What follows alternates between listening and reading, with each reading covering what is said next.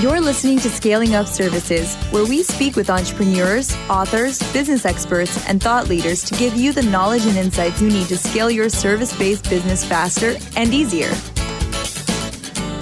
And now, here is your host, business coach Bruce Eckfeldt. Are you a CEO looking to scale your company faster and easier? Check out Thrive Roundtable. Thrive combines a moderated peer group mastermind, expert one-on-one coaching, access to proven growth tools, and a 24/7 support community.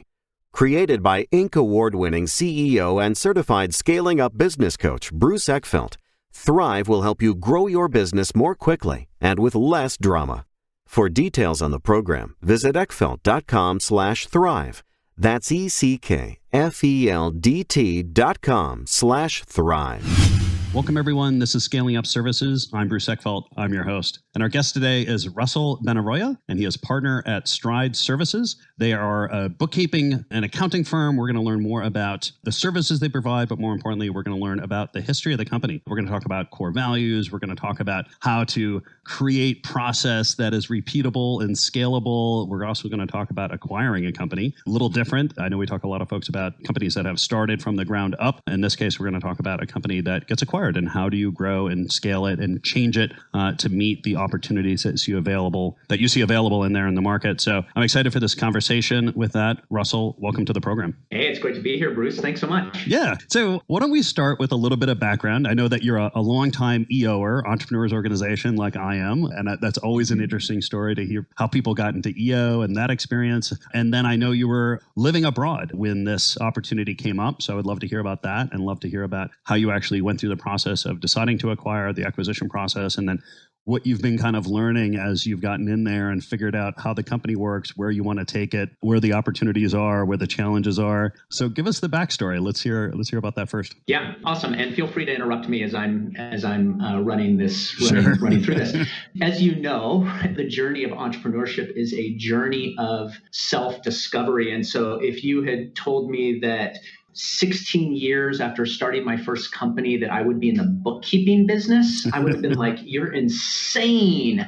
But my journey started out pretty traditional. I started out in corporate finance and investment banking, and I went to business school, and I checked the boxes, and my parents were happy, and I was doing some professional things. And then in 2005, I realized my itch and scratched it, and that was the beginning of my entrepreneurial journey, where a buddy of mine and I from business school started a healthcare service business called REM Medical that operated sleep clinics. And we built that for 5 years, not having any idea what we were doing. And then we sold that. And I started a healthcare technology business that got funded by some insurance plans and built that for another 6 years and then sold that business. And really, you mentioned EO at the beginning. The Entrepreneurs Organization was so amazing for me because I was alone and scared and afraid and trying to steward people's money and build teams and needed the support. And so I have a lot of gratitude for the Entrepreneurs Organization. Well, in 2017, when we sold the last company, I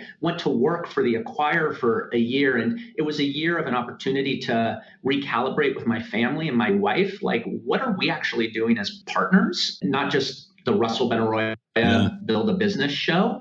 And long story short, after a little bit of coaching from a third party, we converged on this topic that gave us a lot of energy, which was, hey, we've been talking for 10 years about living abroad as a family, and our kids are going into high school, and should we do it? Should we go for it and not let it pass us by? And we did. And we moved to Costa Rica, and we lived in San Jose, and it wasn't a sabbatical year. I had to work, and our kids went to school. But that moment of popping the bubble of my small world opened up the possibility of possibilities, and I was open. And so that first business partner I said I built my first company with called me up, and he said, Russell, I've got some really interesting ideas around business process outsourcing and the future of back office bookkeeping and accounting and why it needs a leader. And do you want to get involved? And I said, let's go for it. I love it. We did, but we didn't want to build a service business from scratch, because service businesses from scratch are really a long slog. It's such a referral driven business. And so we said, our genius zones, our expertise is not so much in starting something from nothing, but it is taking something that exists and layering on systems and process and principles to really take it to the next level. And so we kissed a lot of frogs and talked to a lot of potential companies to acquire and get involved with. And we found this amazing company in San Francisco run by a wonderful woman named Becky Brown, who'd been building a business for 15 years, saw the opportunity to grow virtual back office bookkeeping and accounting, but didn't really have the tools and the expertise to think about it at scale, and was looking for partners. And we were looking for her. And today we're all equal partners in a business that we closed in August of 2018. And in a year, we've doubled the business and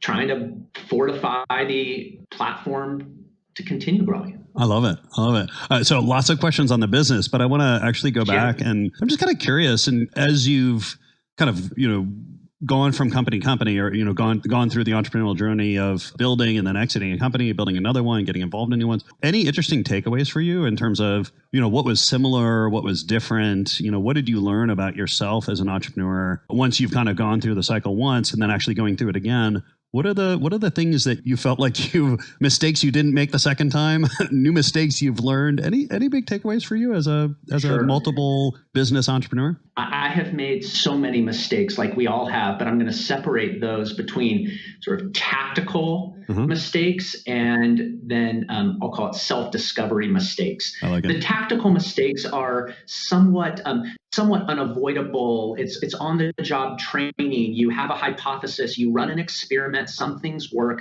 some things don't.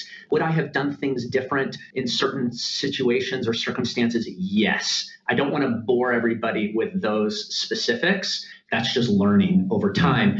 The self-discovery piece, which is a journey, really comes down to, where do I get approval, security, and control, sort of the three core elements that drive us. And I think my journey, which I'm still on, is over time, I started out at a place where approval was driven externally. Like, am I doing the right thing for other people? Yeah. I wanted to be in total control, and I wanted security, like for my family, like, is this going to be a home run or isn't it? Am I going to make money or aren't I going to make money? Yeah. And over time, I think I realized that I'm in more control of that than any external factor. And so when all the crazy and the frenzy exists in building a business day to day, I am on a path of staying more centered in accordance with my standards, rather than looking for external validation. I would say that is the greatest learning for me. Yeah, it's an interesting one, and I think it's one that I see kind of again and again, and kind of in the journey of leadership, where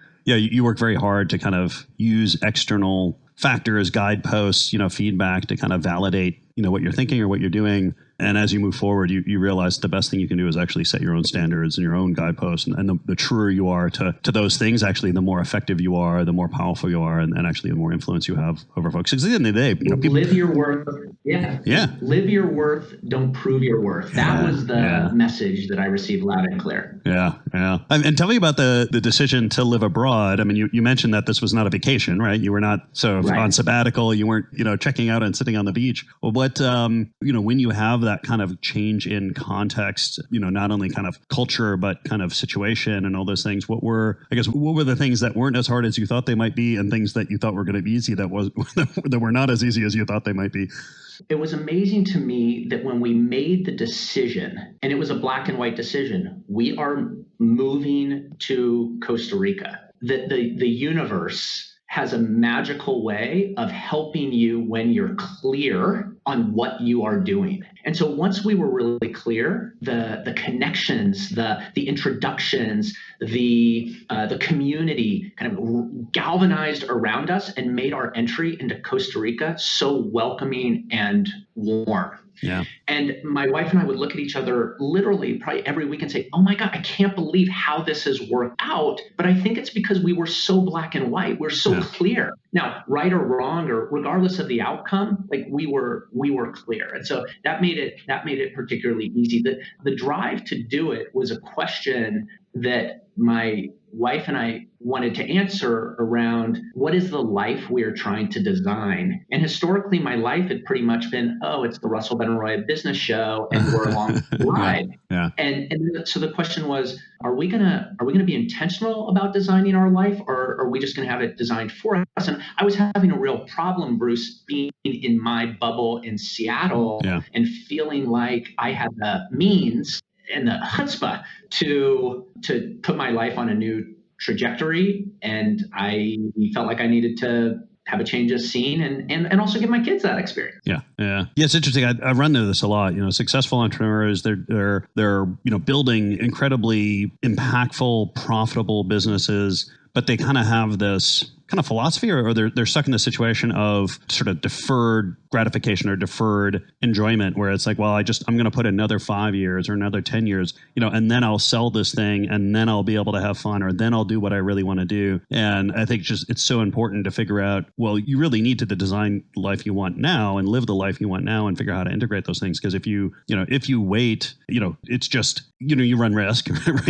You don't know what your life is going to how it's going to play out, right? And so, delaying that. But also, I think it just inhibits your success. I mean, I think if you actually figure out how to incorporate the things that drive you, that you're passionate about, that give you energy, it's actually going to make you more successful in the shorter term. And I applaud you for actually taking the time to think about designing the life you want, figuring out how to live it, and yet also doing the work that you want to do in terms of building business and engaging professionally. I like the idea of, we need to constantly be taking kind of mini sabbaticals and getting our energy back, and then using that to fuel our process, rather than feeling like we need to drive ourselves into the ground for 10 years to then realize the success of our effort. But that's great. It opened my eyes to a phrase that I like, called geographic independence. That technology today has enabled us to follow our purpose, our passion from anywhere in the world, and achieve our economic means in the process. That's possible today, and it's happening more and more. And so the idea that, hey, you can live anywhere and still build a great service business is kind of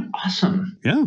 Well, it's it's only kind of practical or realistic in the last 5-10 years with technology and connectivity and things like that. So and it certainly is revolutionizing a lot of the service industry, because now you're no longer kind of geographically tied to talent and to clients, right? You can service everyone that you can get to with an internet connection, and you can employ, engage anyone that you can get to with an internet connection. So it's a good new kind of business world that we live in. So talk to me about the acquisition process. So you mentioned you had to kiss a few frogs. You found someone who, was this great fit based on what you wanted. I guess how much did you sit down and say, all right, here are our 15 criteria. Here's what the perfect situation looks like. And then you're just out there, trying to fit, shapes to the holes that you had created and figure out who could get the best fit. And how much was this kind of a discovery learning process for you, as you got out there, kind of learned more, figured out more of what you want, iterative process. Tell us about how that played out. We're not that smart as to be calculated with those parameters up front. It certainly was an iterative process. We talked to one company that was very, very small, but we liked the owner. She happened to be in bookkeeping and accounting for a particular vertical. I think it was brew pubs. And we're like, oh, that could be interesting. But then we dug in a little bit more and said, I don't think there's enough there for this to happen. And we learned a little bit more in every conversation. Like, every conversation stands on the shoulders of the prior one. And it is only when you get out there and have the discussions that you can, in fact, crystallize what it is that's important to you. But what we really realized is that the thing that was most important to us, once we found a profile of a business that would allow us to work on the business and not in the business, that's probably the killer distinction there, which is this substantial enough so that we can be business owners and not business producers, not business operators, because so many service businesses we know get capped by the limitation of the owner's ability to be the primary producer. We did not want to be in that situation. We're business builders, we're business owners. I am not trying to become the world's best bookkeeper as an individual. But once we determined that we had the right profile, 90% of the discussion was around shared values, shared principles. Can we work through conflict together? Can we speak openly and transparently? Can we operate with integrity? Can we work through the invariable ups and downs? Can we truly come together as partners? Because the owner of the business wanted to be on a growth trajectory with us. So we're like, okay, well, let's make sure we're going to be able to ride this as a unit, as a team, and not find out, like most acquisitions happen down the road, oh man, we miscalculated on the person. Yeah, then that one is hard to recover. I mean, you can recover from all other kind of strategic pivots you need to make, things like that. But if it comes down to, hey, you don't have the right cultural fit, you don't have the right alignment around where you want to go and the rules that you want to use to get there, that's tough. I mean, I see a lot of partnerships break down over those kind of issues. And talk to us about how I always talk about separating out kind of the partnership alignment versus business strategy and development. Do you have any, ways in which you come together as owners, partners, and have those kind of discussions around, what do we each want out of this? How are we doing? What's the, changes in circumstances? Like how do you kind of stay aligned on the same page, connected as partners above and beyond, kind of operators of the business or people that are owners of a business? Yeah, a couple of things. First, we are not afraid to start a conversation that includes the owners and be clear, what hat are we wearing right now in this conversation?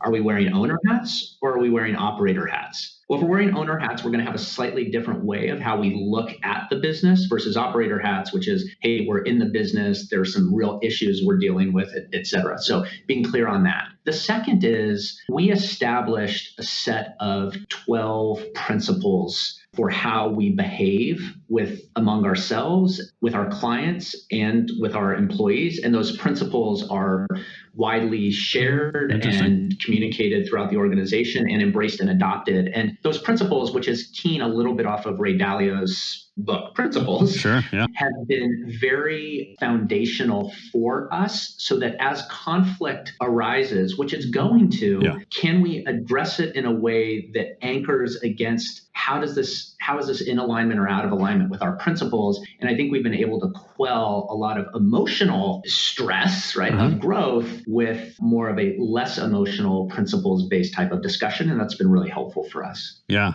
that's smart. Yeah, and it does, my kind of working philosophy is that you can't ignore the emotions, but you need to understand how they kind of hijack decision-making, and you need to kind of process them in such a way that gets you into a place where you can make good long-term decisions, for the benefit of the entire group. And that's, I think it's great that you've got an actually prescribed, written down set of principles. And we could talk about Ray Dalio's principles separately. I'm intrigued by the fact that you've done that. I think it's a good move. In a service business where you have a lot of clients, the importance of separating fact from story is incredibly important. The direction that issues roll downhill in our business comes right to the doorstep of bookkeeping and accounting. Like, it's amazing, right? Like, it's so easy, right? Blame the bookkeeper, blame the accountant. Okay, well, we have to acknowledge that much of the drama that gets created in a client service industry is there are stories that are getting manifested in each of our brains, the client's brains and ours, that may or may not be really based on the facts. The very few facts that exist are driving emotions, but unless we're able to, what we call get and stay in sync, it's one of our principles, by the way, get and stay in sync, and have a method of doing that with a client, we know we're just going to be in firefighting business all the time. We're trying to build the impossibly perfect machine. Again, another principle, not just a bunch of independent bookkeepers that are satisfying the unique needs of individual clients. That's not really a scalable foundation. And let's talk about what, I guess, as you've gotten involved in the business, how have things played out? What has been your areas of focus? I mean, typically I find that, in order to get to sort of next level, size or, strategic position, you have to undo a few things in order to be able to get there. What have you, as you got involved, what are the things you noticed that maybe needed to be undone, rethought, restructured in order to achieve the goals that you wanted to achieve with taking on the business? Step one was first do no harm. So for us to come in and completely rip out systems and process and say, oh, this business is ugly, it's got all these problems, like that's not a lot of warts. Helpful. They always have warts. A lot of warts, right? Yeah. So we set our initial objective around an acronym, M as in Mary, V as in Victor, S as in Sam, MVS. MVS for us was the achievement of minimum viable scale. Minimum viable scale dictated that we wanted to grow the business enough, add enough clients over a 6-month period that the monthly recurring revenue of that business was sufficient for the operators in their functional roles to be sufficiently compensated, as well as having enough capital in the business to start making investments in software and systems that will help create a more flywheel effect for the machine that we want to build. Without capital, right, you can't make the investments in the machine. So so our focus was minimal viable scale. The issue in our industry is not, do clients accept that this is a problem that they want to solve? No. Yeah. Everybody needs a bookkeeper accountant. Yeah. The problem is, how do we get clear enough on what our value proposition is and who our customer segment is so that we can be efficient in how we go to market, which is still a bit of a journey for us, quite candidly. So then we grew really quickly. We added a bunch of clients, and it is at that moment, those moments when you truly see the warts, right? Things break, systems break.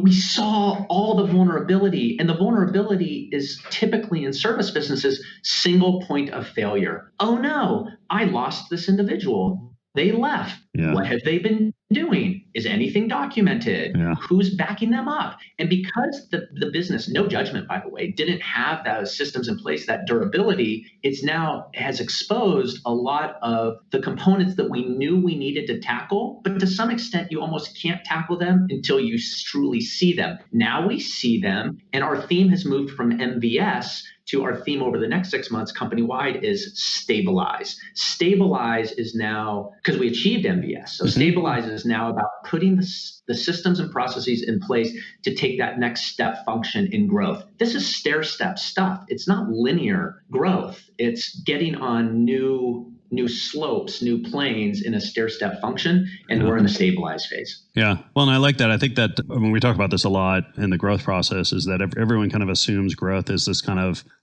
geometric linear, plan. It's like, there's each step is very smooth and incremental, and it's this kind of ramp that I'm walking up. And in fact, it's much more of this stair-step model that you mentioned, mainly because there are, particularly with services, there are just stable levels, right? Like the company works very well at 15 people, then at 30, then at 50, then at 100. And it has to do with, how productive people are, levels of management, resource allocation. And oftentimes I find, what happens is companies kind of get stuck in an in-between state. And oftentimes these in-between states are actually not very profitable, are painful, are difficult to manage. And without kind of really thinking through what is my next stable version configuration of the company, I will keep kind of trying to grow and then scaling back and trying to grow and scaling back, just it becomes painful. And I think it's smart that you've kind of identified this step function, and then moving through those intermediate states as quickly as possible is really important, right? I need to, not stay there because I'm going to be losing money. I'm going to be in pain. And the quicker I can get to this next level and this kind of stabilization step, like once I get there, I need to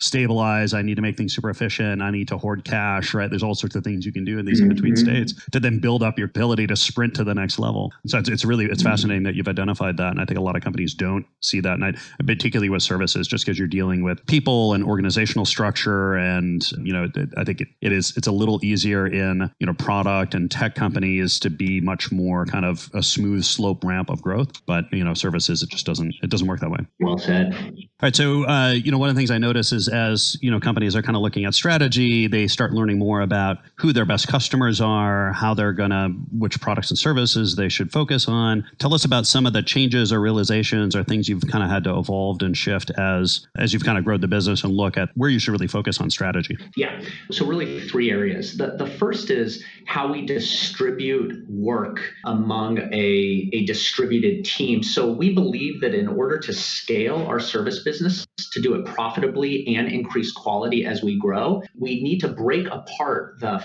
functions of a bookkeeper's activity and determine what can be done in a less sophisticated or lower cost environment and reserve the higher value activities to the higher value people. So we've stood up a team in the Philippines. They are employees. They're part of our culture. They're taking on a lot of work right now. But the effort for us as owners is how do we create enough transparency through our systems so that we know who's doing what, where does it stand, and how does it get reassembled back for the client. So that's a big part of our growth strategy, number one. Number two is standardizing the way that we manage our client relationships. And so we've implemented something called shared agreements. The shared agreement is a dynamic document that we happen to build in Google Slides, but you could do it anywhere, where we are documenting visually how the processes are going to work, that which we own, and client, that which you own. So when things arise and you get upset about something because you sent this email 2 months ago and somebody didn't get it and they're confused, we just go back to the shared agreement and say, what did we say was the process we agreed to put in place? Where did it break down? How do we need to fix it and keep moving forward? We have a relationship that we're managing. We're a monthly recurring revenue business.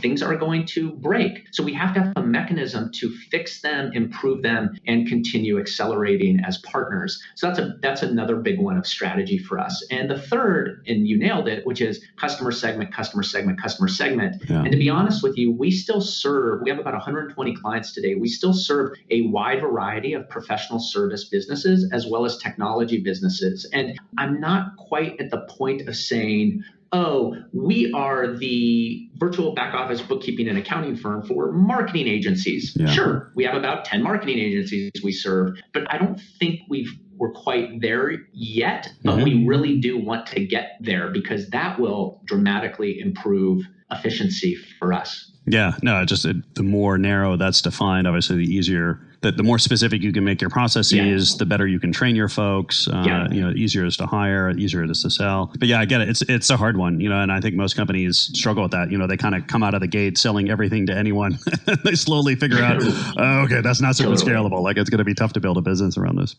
So tell me a little bit. So I'm curious about the tech side because, a lot of this, a lot of the kind of, distributed teams and remote workers and things like that, requires this technical infrastructure underpinnings. I mean, you mentioned Google Slides, but what are some other technologies that you've kind of discovered, built? I mean, how do you go about this kind of buy versus build process that has enabled you to actually make this possible given the nature of work these days? One word, it's Asana, ASANA. Yep. So Asana for us has been one of the most revolutionary work management applications that we've ever seen. In fact, Asana, who wrote a case study on Stride, it's on their site, said, your implementation of Asana is one of the most sophisticated we have ever seen. So here's what that means. All of our objectives are in Asana, all of our business sprints, who's doing what their priorities are for the month, how we're tracking it. We onboard and offboard employees in Asana. We run all of our meetings in Asana. We expose clients to the work plan in Asana. In a distributed team, that level of connection and effectiveness for communication has been incredible for us. So that's more about how we conduct ourselves in a communication framework. As it relates to what are the systems that we deploy in service to the client's accounting and bookkeeping needs, here's the thing. We're not a technology company. There are great cloud applications out there. QuickBooks Online, Bill.com, Expensify, TSheets. We're pretty good at stitching those together in a 100% paperless vehicle, but we're not trying to lock clients in to create some crazy switching costs because we've built some proprietary technology. That is not where we're going to add value. We add value in systems and process and people, not in the tech. We don't want to be a tech company. We want to use it. we don't want to be it. Yeah, no, it's smart. And tell me about kind of future plans at this point. So you're in the kind of stabilization phase, but what do you see in terms of objectives, where you want to be in a couple of years? What goals have you been setting, and what kind of drives your kind of your operational motivation for the business? Yeah, we have a lot of headroom between where we sit today and what we think we can achieve specifically in virtual back office bookkeeping and accounting. We believe that headroom so much that recently we decided to stop doing one type of service. We were providing some HR services and step back and said, hold on a second. A, that's not in our genius zone right now. 2, that's a very different business, even though it feels pretty complementary. And 3, let's play the game that we're in right now, which is focus on the one thing that we really want to be the best in the world at. So there is really maniacal focus on virtual back office bookkeeping and accounting. But what we're really building here is a machine of how a service business can grow and scale. And so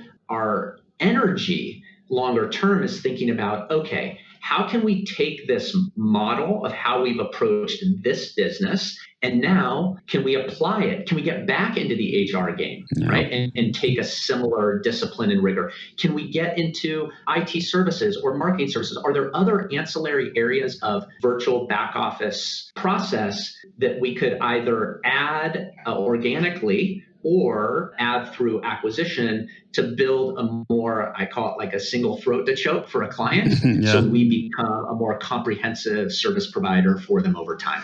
Yeah. Well, and I like that idea of kind of picking one area to kind of, excel at or dominate, really figure out how to get it, working very, very well-oiled machine, and then how you can go into these other areas and apply what you've learned and the underlying philosophy and tools and technology. So this is great. Russell, it's been a pleasure. If people want to find out more about you, about Stride, what's the best way to get that information?